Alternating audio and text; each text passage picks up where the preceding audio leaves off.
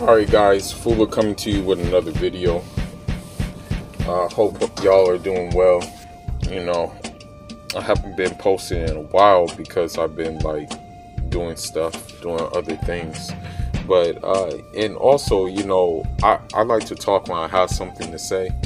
I don't like to just put out videos just rumbling on. I have to have something to say, if I put out a video. But anyhow, this video is not meant to get anybody, to win people over. This video is not meant to win the hearts over of people or anything of that nature.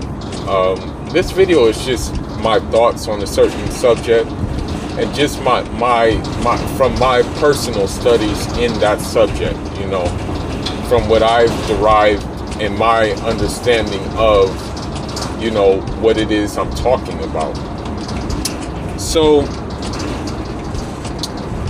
people will usually blame religion for a lot of things, and I will say that religion is somewhat responsible, or let's just say the name of religion is responsible for certain acts that are not sanctioned by the religion at all, or certain acts that are out of the scope of just morality, period. For example, the Atlantic slave trade, Arab slave trade, those kind of things, those kind of things are out of the scope of just having morality, period, of just being a human being, really, for someone to do that thing. But one thing I will say is that when you, and I'm talking about the Africanness in Islam, by the way, talking about the blackness in Islam. The thing is that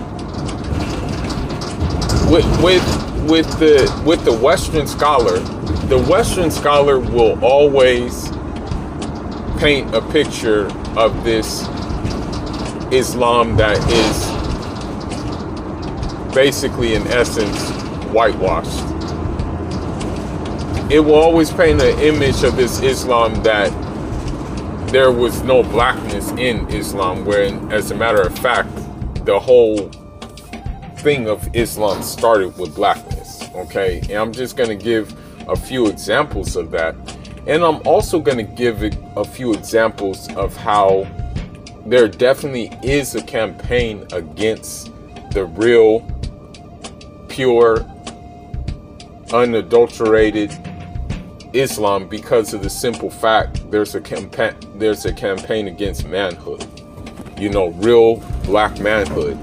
And I'm going to say that Islam, if followed in the soundest manner, is basically the definition of manhood.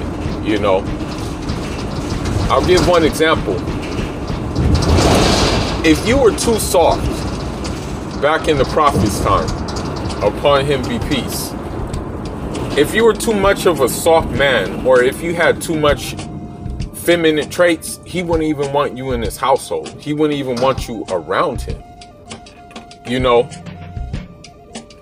couldn't be, you can be in his proximity, but you couldn't be, trusted with the affairs of big things when it came down to it. The thing is about those Arabs back then, and of course this is going to ruffle more feathers, but from looking at classical Arabic works, these are coming from Arabic works, a majority of those Arabs back then were phenotypically black. Okay? When you look at the Arabic works, most of the people around the Prophet, upon him be peace, they're described as Adam, Shadid al-Udma. What else? Asmar. Basically, they're described as being very black or being brown. This includes the likes of Abu Dar Ghafari. This includes the likes of Zubair. This includes the likes of Abdullah ibn Masud. This includes the likes of Omar al-Khattab. Believe it or not, Omar al-Khattab had lineage that went back to East Africa anyway. I believe it was his, I don't know which side of the spectrum of, but his great grandmother, I believe, was from East Africa, what they called Abyssinia back in the day. So even him, he had that lineage inside of him. You know what I mean? So, and a lot of the companions did. You know, a lot of the companions had black mothers. You know, they don't say these things because they know what it would do to the psyche of someone. You know, because unfortunately, when you see it today, the Islam today is actually like painted as this Arab supremacist religion, whereas the Arabs are very condescending in that. They encourage that, you know, and they encourage the fact that they feel that the Arabs that they are today, which are a mixture, an admixture of many people, including Romans, Persians, Turks, Greeks, and whatnot, they feel like those are what the companions looked like back in the day. And that's the farthest thing from the truth. And again, this video is not like to convert you or try to get you to come to Islam. That's not the point, okay? I'm just trying to take it from the area of, you know, just the basic core values. You know what I mean? The core values of manhood, the core values of masculinity, the core values of toughness. The thing is, back in those days, mostly all of them were alpha males, okay? They were either alpha or sigma males back in those days. There weren't no beta males. You know what I mean? That didn't exist. And if it did exist among them, they would be reprimanded, okay?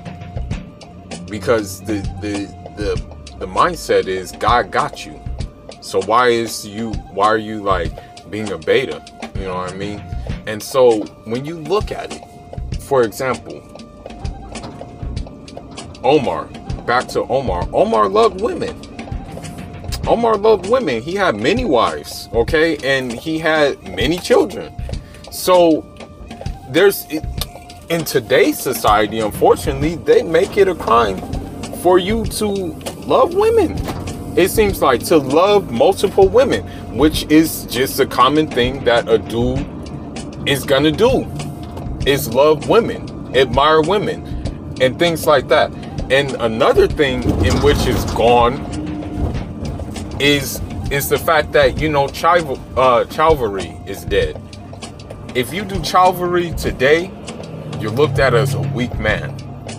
Whereas back in those days, if you did chivalry, that was just part of being a man. You know what I mean? So when you even listen to these lectures from these so-called scholars, okay, and I myself am not claiming to be a scholar. I'm very much a student. I'm very much just a researcher. You know, I just research things and then, you know, see how they apply to what's going on with me.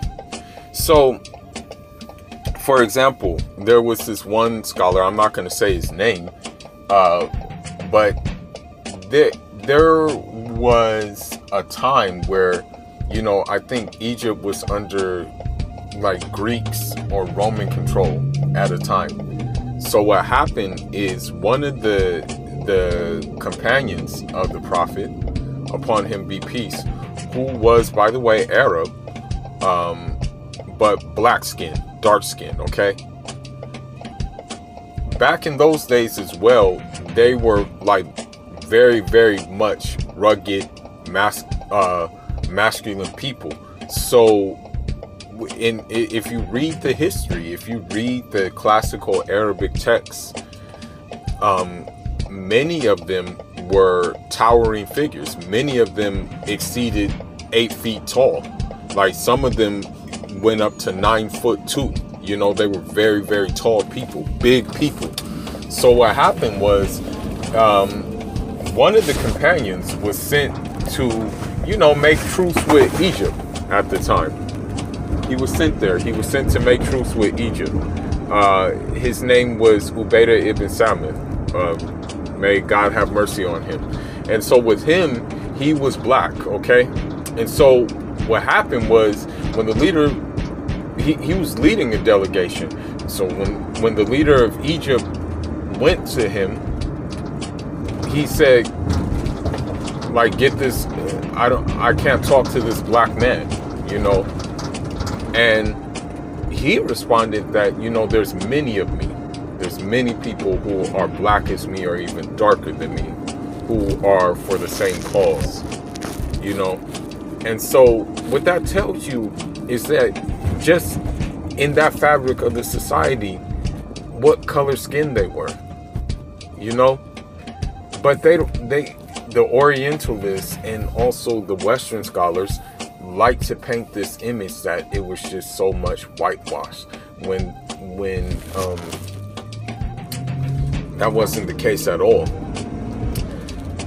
Now, if we look throughout history, okay,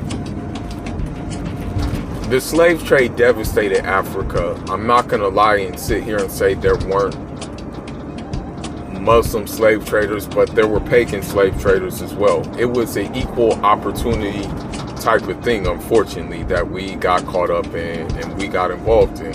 Whether you were Muslim, whether you were pagan, whether you were Christian, whatever the case may be, you were involved one way or another.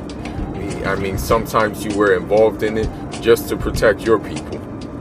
Just to protect your people from getting raided, you had to raid others. That's how messed up that thing was back in the day. But when slaves were brought to the Americas, more than half of the slave revolts were kicked off by Muslims. African Muslims.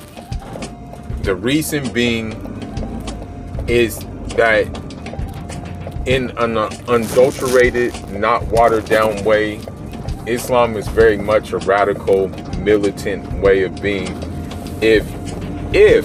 Now listen, if, again, I repeat, if your livelihood is taking a hit, if your wellness is taking a hit, and if your freedom is taking a hit, then talk is not done. You move out. Okay, that's how it works. So, even my, I should say, you know, great-great-great-grandfather, Suleiman Bao, may God have mercy on him, he kicked it off in Africa because he got tired of the Arab slave traders coming to raid. So he kicked it off and he fought them. And mind you, he practiced the same faith as them, but he looked at them as just enemy because of the simple fact they were transgressing. And so what do you do against a transgressor? You defend yourself. And so that's exactly what he did. But mind you, those Arab slave traders were being financed by the French and the British as well. You know, that's one thing that they leave out of their history books. You know, that the Europeans leave out of their history books, that they actually financed that slave trade. You know, for the most part, they were in cahoots together. You know, and this is after the admixture of Arabs occurred, when you know, you had Arabs mixing with Turks and Arabs mixing with Greeks and all of that. This is after that. So I say this because when those slaves were brought to the Americas,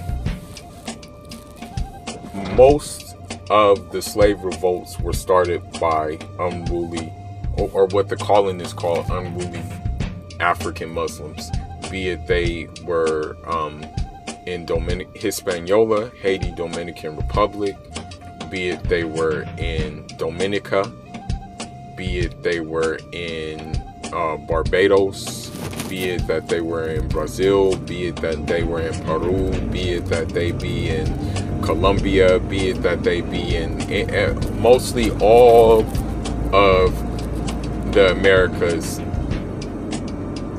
there were Muslims responsible for kicking off revolts, okay? And that just goes to show you of the militancy, okay? Unfortunately, what happens is that a lot of these so-called scholars, because they're trying to win converts, that's the main thing, they water it down to make it look like we're some sort of soft and docile people that don't turn up when turn up is necessary. They make it look like we're saints and we're angels and stuff like that, which you should strive for that. You know, you should strive for that, but at the same time, there's a time and a place to strive for that. If you're front line, then at night, when it's all said and done and the smoke clears, that's when you strive for that, you know. But they don't follow this, you know what I mean? So that's one thing I notice about the whole spectrum of things, is that they make it look watered down. And the campaign is against it because it does bring out manhood. It does make you poke your chest out. But it does so you do it in a humble way. You don't do it in a like proud, boastful, or arrogant way. You do it in a humble, quiet way. You know what I mean?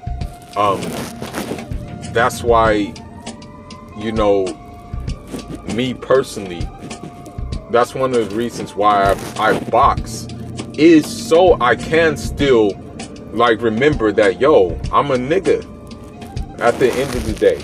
Like, you know, I'm not a girl. I'm not supposed to be soft, you know. I'm supposed to walk lightly, but when shit pop off, I'm ready. And I'm not gonna even talk about my past because, you know, shit, that's a whole novel in itself. But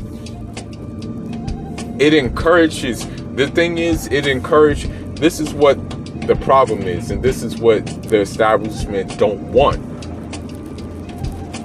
The real thing encourages sovereignty. The real thing encourages entrepreneurship. The real thing encourages learning how to use weapons like swords, learning how to shoot, learning how to swim, learning how to do those things. You know, it encourages those kind of things, you know.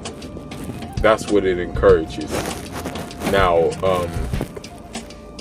if we fast forward past the slave revolts, we look at some of the radical leaders, and we realize that there was some kind of Islamic leaning towards them. I believe that Marcus Garvey, and I don't know, to be honest, I haven't read anything from Marcus Garvey. I haven't like really read any of his works or anything like that.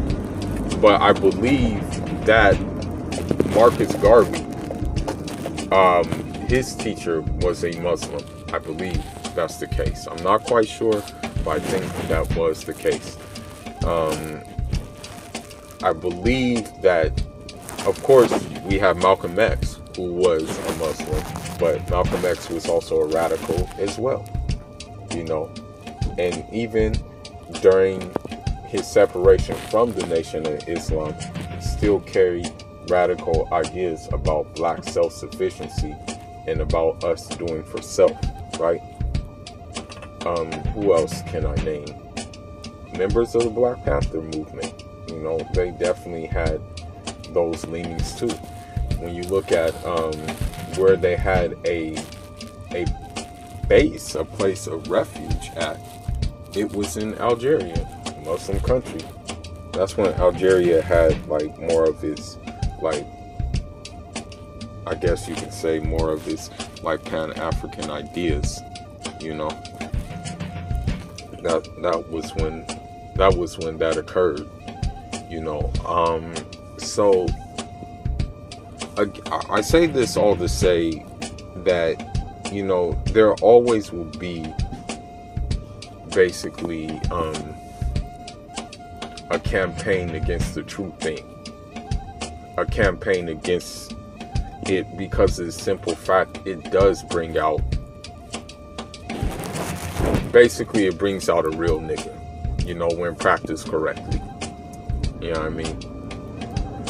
Now, let's just look at the wars that are being fought right now. The United States hasn't won the war in Afghanistan. The United States hasn't won the war in Iraq. And they've been there for quite some time now. So what does that tell you against who they're fighting against? And look, you have to understand the fact that they have the technology. They have like the technology, the bombs, the drones and stuff like that. But guess what? It doesn't mean shit. You know, they're not really winning, bro. They're still fighting a losing battle. And so with that being said, it's like, okay, well, you know, y'all are bogus. You know, you guys can't beat guerrilla warfare. You know, because that's what it really comes down to. I mean, those fighters over there, they don't got they got technology, but not like this country. You know. But yeah, you know, I just wanted to make this video because that's how I feel. And I feel that, you know, the more I read into the Islam, the more I find out how it makes you be a man. And, you know, the problem is that women don't want to be treated like women, because Islam gives you quote unquote all the feminism you need. For one, a woman can keep her own money if she worked for herself. She not obligated to spend it on her husband. For two, if a husband doesn't even provide for the woman, she can automatically just go and get money without her husband knowing, to provide for her basic necessities. And I can keep on going on and on and on, you know, but I'm not gonna go. That's another video in itself about women's liberation in terms of the true thing and the caliber of women you'll be dealing with in Islam. But anyhow, man, that's all I got for now. Leave your thoughts and leave your comments. There definitely is an agenda against black manhood, and they use that agenda with attacking Islam especially, you know, and doing all types of watered down bullshit. But anyhow, man, I gotta go. Fuller signing out. Leave your thoughts, leave your comments, like and subscribe, hit the notification icon. Njaram. Also, marinate on the fact that doing the pilgrimage, doing the Hajj, is based off of the steps of a black woman. Okay? Hagar, upon her, you know, may God have mercy on her. Hagar was Abraham's, you know, I should say, what's the proper word? I guess, yeah, you can call her a concubine. Hagar was Abraham's concubine, and she was from Egypt. And we're talking about we're talking about black Egypt.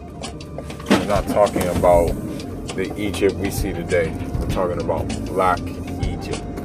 So marinate your mind on the fact that the Hajj is based off of a black woman's footsteps. Now, also another thing is, in today's Saudi Arabia, you know, I'm not gonna lie to you. Them dudes are soft. You know, every Saudi, no disrespect to him, but every Saudi I've met is soft. You know, like, I'm sorry to say it, like, they're so westernized into colonial culture that it's not even funny. There's no disrespect to them, because I've seen it with fellow Africans as well. You know, don't get it twisted. You know, it's not only them. But I'm just saying this to say that, you know, because I mean, look at who the ally of Saudi Arabia is. the United States. I'm sorry to say it, but in the United States, they want soft, docile black men who are feminized. That's what they want. Shit, not just in the United States, around the whole damn world. But when I look at the core teachings, coming from an African perspective, looking at it from African scholars, man, ain't nothing like soft about it.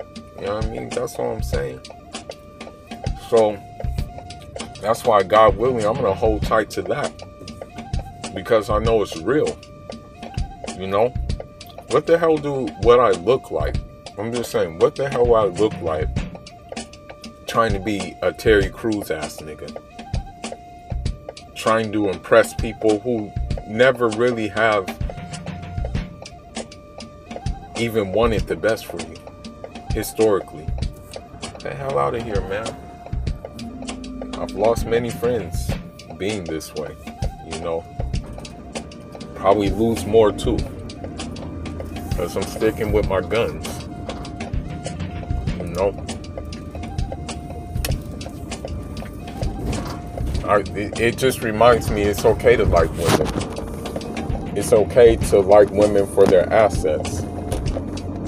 It's okay to, you know, that's just what it is, man. But let me go tap in with some more stuff, some more research, and I got some sparring that I got to get done too, so I'll add y'all later. I always find new stuff to add at the end of videos because there's so much shit on my mind that I forgot, you know, I forget to add other stuff. Alright. Signing out. Enjoy. You know, I may have to just do a StreamYard for all the shit I have to say about this, but the other day, this one Caucasian woman said to me, you know, if you would trim your beard or shave your beard off, you would be winning with us. And I'm like, I don't want to win with y'all. That's exactly what I said. I don't want to win with y'all. I want to lose as much as possible with y'all. So this shit is going to even be grown out even more. And so I say that to say that the beard is part of our way of life. If you can grow one. You know, some guys, they can't grow beards. But if they can grow one, you know, that's one thing that is recommended to do, is grow a beard. And I want to bring something to your attention about a beard. When you look at all these beta male simp swirlers, what do they all have in common? They don't got no facial hair. Scottie Pippen, Lil Wayne, Tiger Woods, Tay Diggs, Dr. Dre, who else?